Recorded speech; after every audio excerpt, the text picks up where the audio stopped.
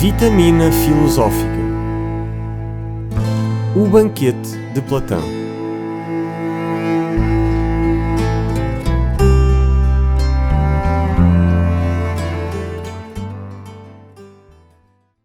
Olá, sejam bem-vindos a mais um episódio do Vitamina Filosófica.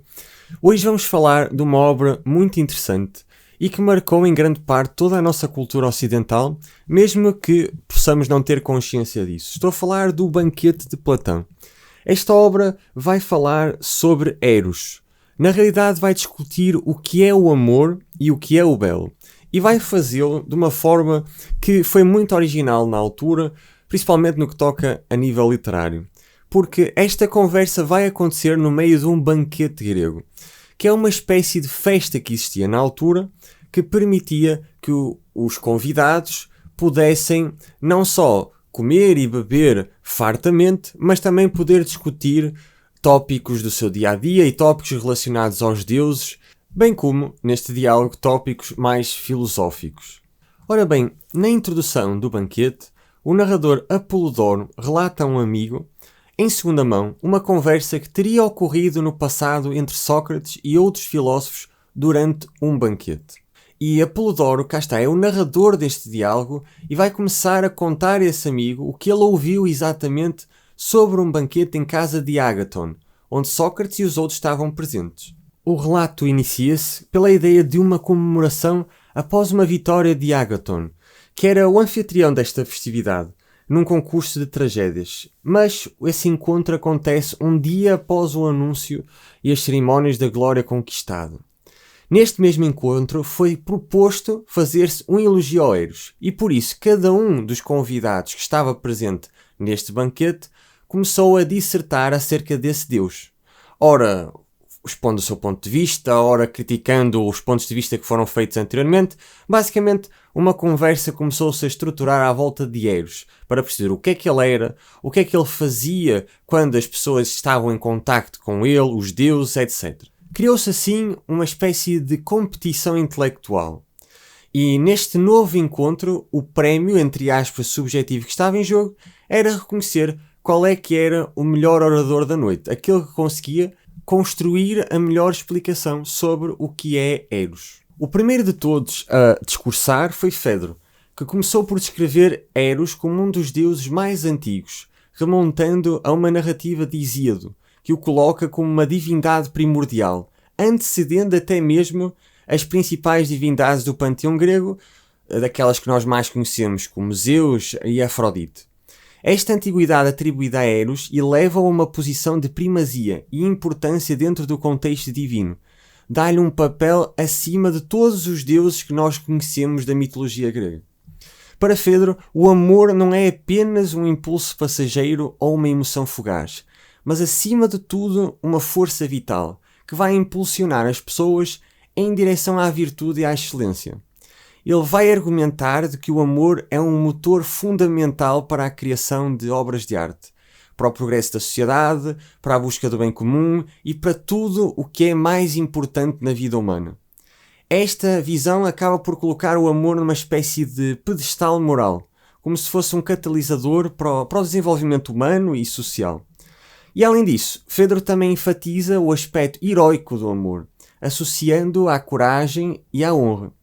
Ele acaba por sugerir que os verdadeiros amantes estão dispostos a sacrificar-se pelos seus amados, demonstrando assim essa coragem e essa virtude. Esta disposição para o sacrifício em nome do amor é visto como um ato de nobreza e grandeza de espírito, e Fedro considera de que o ato de amar é muito superior do que o ato de ser amado. Basicamente, este discurso de Fedro vai destacar o amor como essa força primordial e vital, que vai impulsionar as pessoas em direção a tudo aquilo que é bom. E acaba por também destacar o patamar de que o amor tem de importância moral e social, e dá-lhe um papel, cá está, fundamental na vida humana e na organização de toda a sociedade. Ora, concluída a argumentação deste filósofo, passamos para o próximo. Qual é Pausanias? Este vai apresentar uma abordagem distinta do amor, onde ele elabora sobre a dualidade do amor, distinguindo entre dois tipos, o amor vulgar, chamado de pandemo, e o amor celestial, intitulado de Urânio. Para Pausanias, o amor pandemo está ligado ao físico e ao sensual, sendo uma forma mais comum de amor, de mais fácil acesso, que se volta para os prazeres carnais e as paixões passageiras. É basicamente a atração física que temos uns pelos outros, a atração corporal. É um amor que se prende apenas ao corpo, sem se preocupar com a essência ou a alma do indivíduo amado. É algo que todos nós conhecemos hoje em dia, porque é das coisas que está mais em voga hoje em dia, que é o amor líquido. É um conceito que eventualmente iremos falar aqui no podcast, mas é a ideia de nós termos atrações fugazes baseadas apenas nos nossos instintos carnais, sem ter qualquer espécie de ligação à personalidade ou à alma da outra pessoa. Já por outro lado, o amor urânio é concebido como uma forma já mais elevada de amor que, cá está, dirige-se à alma e à mente. Este tipo de amor já vai transcender o físico e busca uma conexão muito mais profunda e espiritual com o ser amado. É um amor que se baseia na admiração pela beleza interior e na busca pela virtude e excelência. Pausanias defende mesmo a ideia de que o amor virtuoso deve ser direcionado apenas para indivíduos honrosos e belos. E quando falamos de beleza, neste caso é a beleza moral e intelectual. Ele vai criticar práticas como relações entre homens adultos e jovens inexperientes, que na altura, na Grécia Antiga, era algo que acontecia totalmente de forma normal, porque era uma cultura diferente, há mais de 25 séculos atrás, não tem os nossos critérios de hoje em dia.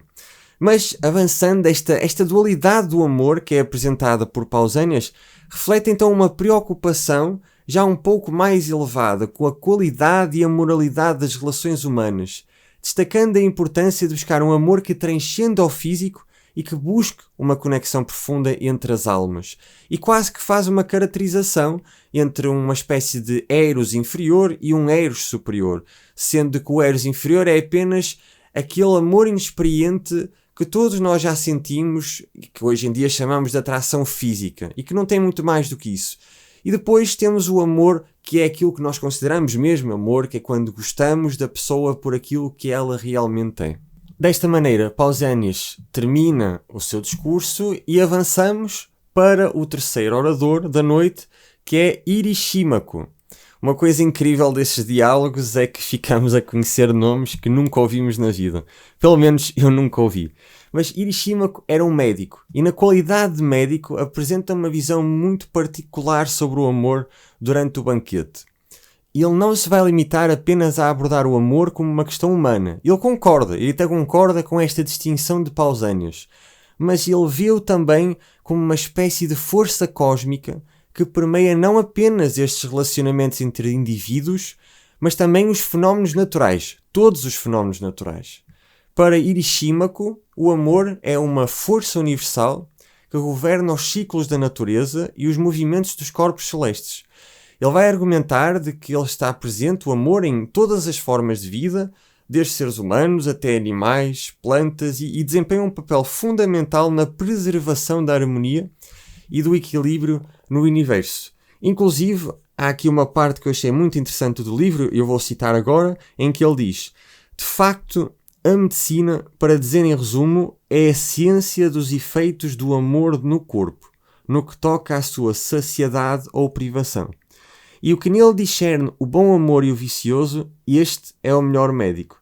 Também aquele que age para transformar as coisas, de modo a receber um em vez do outro amor, o que em relação àqueles entre os quais não há amor e dele precisam, sabe como proceder para engendrá-lo ou extrair o que está implantado, e esse será o bom executante. De facto, importa que ele torne amigáveis as coisas hostis no corpo e que estas se amem entre si. E aqui está, nós vemos muito bem, nesta breve citação, a visão de Irixímaco. Ele via o amor como esta força que conserva, que preserva, que traz a harmonia às coisas, que pega nos extremos, no quente e no frio, na doença e na saúde, e vai equilibrar para que haja essa harmonia que tão essencial é para a vida. No entanto, ele também vai advertir de que o amor deve ser moderado e equilibrado, para evitar excessos que possam levar à doença e à desarmonia. Isto é mesmo a visão de um médico, não é? Que como um médico ele vai compreender essa importância de manter o equilíbrio entre os opostos e evitar os extremos, porque nós sabemos que por muito fantástico que seja um prato, se nós exagerarmos dessa comida, vamos ficar mal. Inclusive, se nós bebermos excesso de água, possivelmente 7, 8, 10 litros de água, podemos morrer a beber água. Por isso é mesmo importante nós mantermos o equilíbrio em tudo e cá está. O amor é uma das coisas que nós devemos ter, essa moderação e equilíbrio.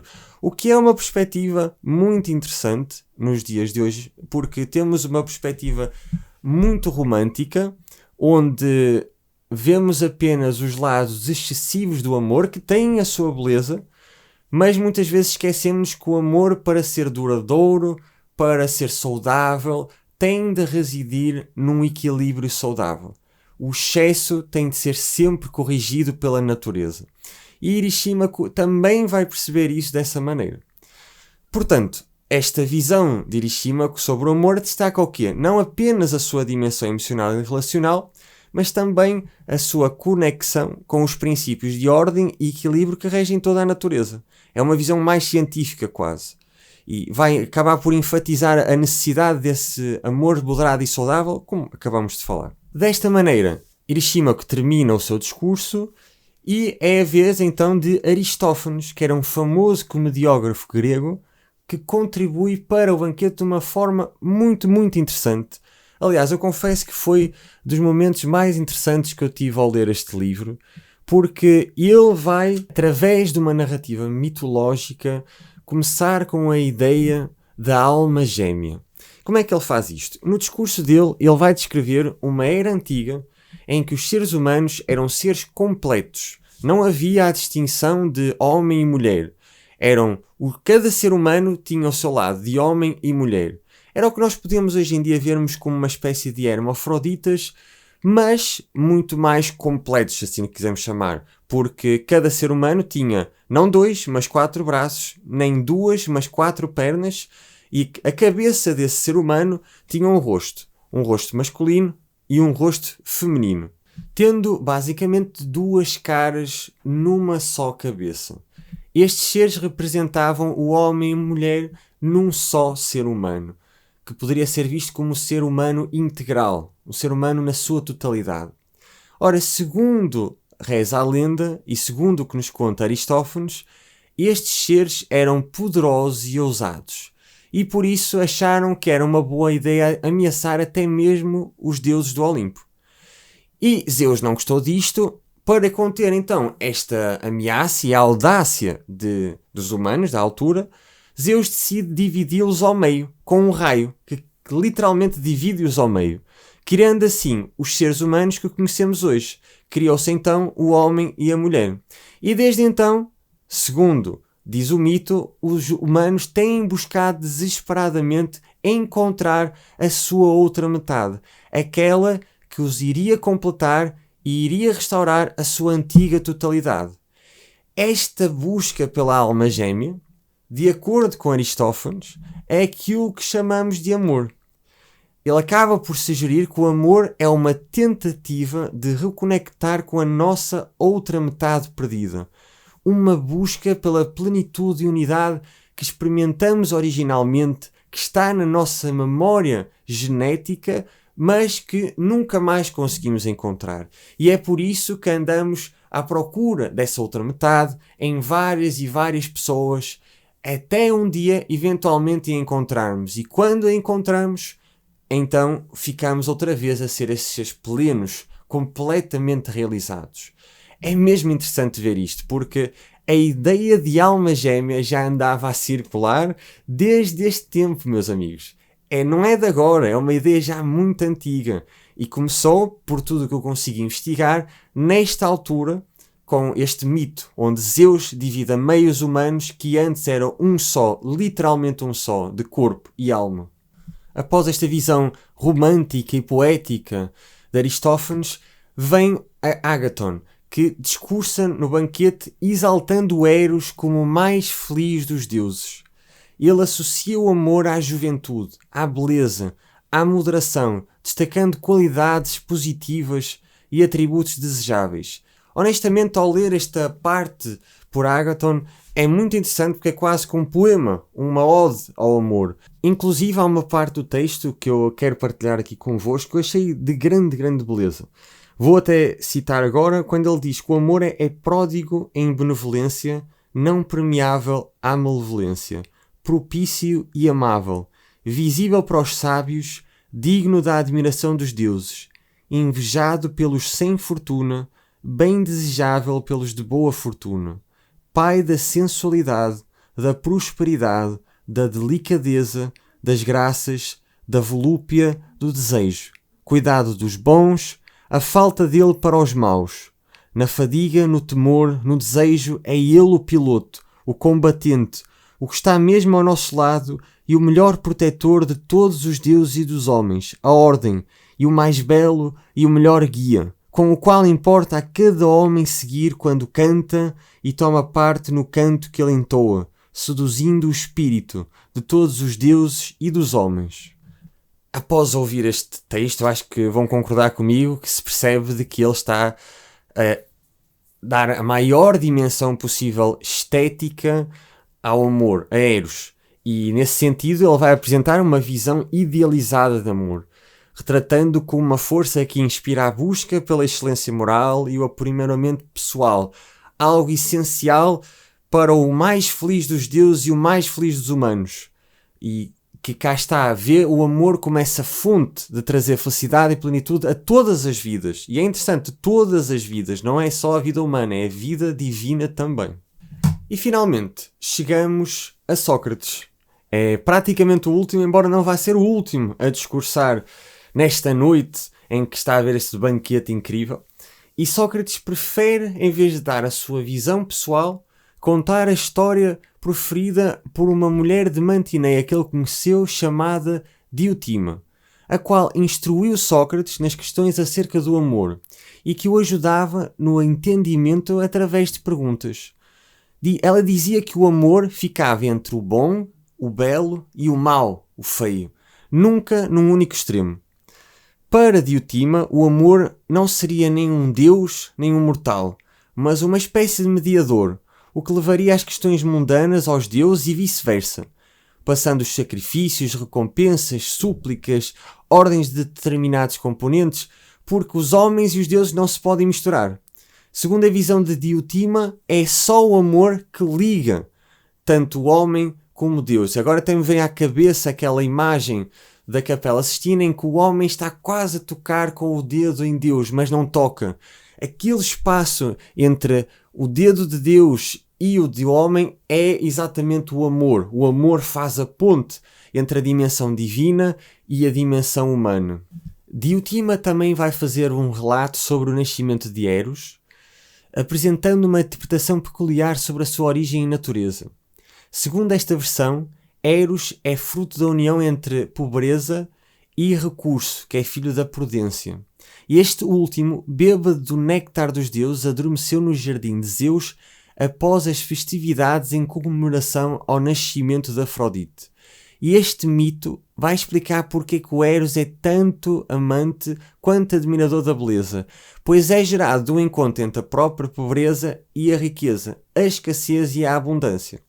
Contrariamente às representações convencionais, Eros é representado como alguém que é longe de ser delicado e belo, porque toda a gente pensa em Eros como algo belo, mas Sócrates inclusive pergunta se Eros é a própria beleza, porque é que ele está constantemente à procura de beleza, se ele já é a própria beleza. E se ele está, porque é que ele está continuamente à procura de amor, se ele já é o próprio amor? E por isso algo aqui parece não fazer sentido. E por isso Diotima também vai descrever Eros como uma espécie de ser intermediário, como nós falamos há um bocadinho. E está sempre no meio termo, que é nunca rico, nunca pobre, nunca belo, nunca feio, e está ali sempre a intermediar todos os lados. A sua sabedoria é visto, cá está, como esta sabedoria intermediária entre a inteligência e a ignorância, refletindo a dualidade e a complexidade do amor. Diotima, conforme também acho que foi dito, destacou que a felicidade está relacionada à aquisição do bem, mas essa felicidade não é comum a todos, pois alguns amam e outros não. A união conjugal, vista como uma das formas mais belas de amor, é descrita como o ato de gerar algo imortal a partir da própria mortalidade, uma vez que o casal vai gerar o filho, que é algo que transcende a sua própria vida. Esta narrativa vai oferecer uma visão intrigante sobre o amor, retratando como uma força poderosa e complexa, enraizada na dualidade e na interconexão entre opostos. Eros é apresentado então como um ser que encarna esta dualidade totalmente, transitando entre o terreno e o divino, o mortal e o imortal, refletindo a riqueza e a profundidade do fenómeno do amor. E para terminar mesmo, porque eu acho que isto é muito importante se dizer, o amor para Diotima e possivelmente para Sócrates, que está a usar as palavras de Diotima para descrever aquilo que ele próprio pensa, é visto como uma forma de ascensão espiritual. O amor também é visto como um desejo pela imortalidade e pela beleza. Finalmente, após o diálogo de todos estes pensadores incríveis, entra no meio do banquete Alcibíades, que aparece com um discurso tumultuado, já está meio embriagado e vai romper a harmonia da ocasião. Ele expressa a sua profunda admiração por Sócrates, revelando que o verdadeiro objeto do seu amor é o próprio Sócrates. Alcibíades estava apaixonado por Sócrates. E temos de saber de que na altura a homossexualidade era algo que era bastante visto como normal, não como muitas outras sociedades viram a homossexualidade até hoje em dia. E então Alcibíades estava perfeitamente apaixonado por Sócrates por causa da sua beleza interior, da sua sabedoria e da sua inteligência. E nota-se neste discurso uma tensão latente e um conflito interno. Por um lado, Alcibíades admira Sócrates e a sua busca pela verdade e conhecimento, está apaixonado mesmo. Por outro, esta abordagem revela uma espécie de desejo não correspondido, o que, lendo o livro, percebe-se, porque Alcibíades faz várias armadilhas, como ele diz, para tentar apanhar Sócrates, o objeto do seu desejo, e Sócrates vai jantar com ele, está com ele, mas nunca retribui de forma romântica esse desejo. Sócrates, inclusive Alcibíades, diz isto de que Sócrates parece que o vê como um filho. Parece que está ali uma relação mais de pai e filho do que outra coisa. O que acaba por chatear bastante Alcibíades, porque ele realmente gostava de Sócrates. Esta cena acaba também por ilustrar um bocadinho a natureza ambígua e desafiadora das relações humanas. Alcibíades era um político poderoso e influente, mas é apresentado como vulnerável e confuso diante dos seus sentimentos por Sócrates. Esta intervenção no banquete não apenas vai interromper o fluxo da discussão, esta contínua ideia e argumentação sobre o que é Eros, mas também vai revelar as tensões subjacentes e dinâmicas entre os participantes. É muito interessante perceber isto. Inclusive, Alcibíades dá um episódio que eu achei fantástico de Sócrates, em que ele estava nas suas meditações, num certo dia, e decidiu parar, sentar-se logo pela manhã a observar. E como se não discorresse, não prosseguiu, ficou ali a procurar a sua ideia na sua própria mente. Já era meio-dia, as pessoas apercebiam-se disto e com espanto iam dizendo umas às outras que Sócrates se pusera a refletir desde manhãzinha e que ainda estava ali parado. Depois, já no final da tarde, continuava a estar lá e depois as pessoas da cidade foram jantar e continuavam a ver Sócrates exatamente no mesmo sítio. Depois alguns curiosos ficaram até durante a noite a ver o que é que Sócrates iria fazer e ele continuou lá, sempre manteve-se estático até que apareceu a aurora, o sol levantou-se. Depois disto, ele levantou-se também, virou-se para o sol, fez uma pequena prece e foi-se embora. É incrível pensar como este pensador estava tanto na sua mente que ficou um dia inteiro sentado na mesma posição a contemplar o mundo das ideias, como ele gosta de chamar. Ninguém sabe se isto é verdade, se é apenas um mito. Independentemente, traz mais charme e traz mais à vida a personalidade do próprio Sócrates. E assim acaba por terminar o nosso diálogo, onde se refletiu por várias perspectivas sobre o que realmente era o amor. Eu gostei especialmente deste diálogo porque nos traz estas ideias incríveis de cada um dos pensadores desta obra. Não nos dá uma resposta definitiva, nem nos vai dizer se uma resposta é propriamente melhor do que a outra. E não é isto que é a filosofia? Fazer-nos pensar, fazer-nos tentar perceber novas perspectivas, entrarmos noutros paradigmas e depois vamos pouco a pouco percorrendo a escada para a verdade e para a sabedoria. Espero mesmo que tenham gostado deste episódio. Eu certamente gostei de investigar mais sobre o Banquete de Platão. Tem sido fantástico investigar a obra dele. E não se esqueçam, se gostaram deste episódio, caso ainda não tenham feito, subscrevam o nosso podcast, quer seja no YouTube, Spotify, Google Podcasts ou qualquer que seja a plataforma onde estão a ouvir o Vitamina Filosófica. Obrigado por terem estado comigo mais uma semana e vemo-nos no próximo episódio.